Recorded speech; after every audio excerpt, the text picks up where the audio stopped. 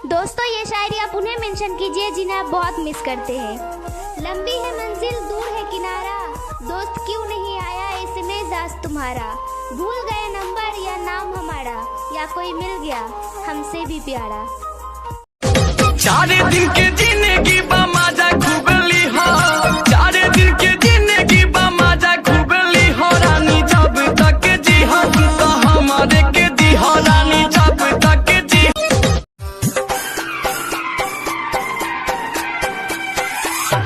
हो प्यार कोइलू हमारा से, शादी के हुआ से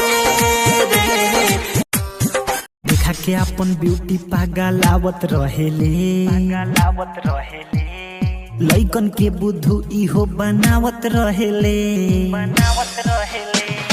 देखा के अपन ब्यूटी पागल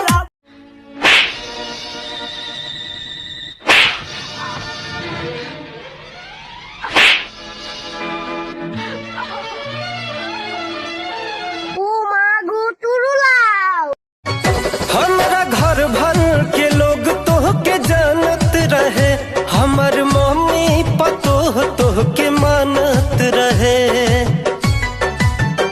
मुँह कवन लेके जैती दिखावे खातिर, मुँह कवन लेके जैती दिखावे खातिर, काश तनिका सतवले हो तू पावे खातिर, काश तनिका सतवले हो तू पावे खातिर।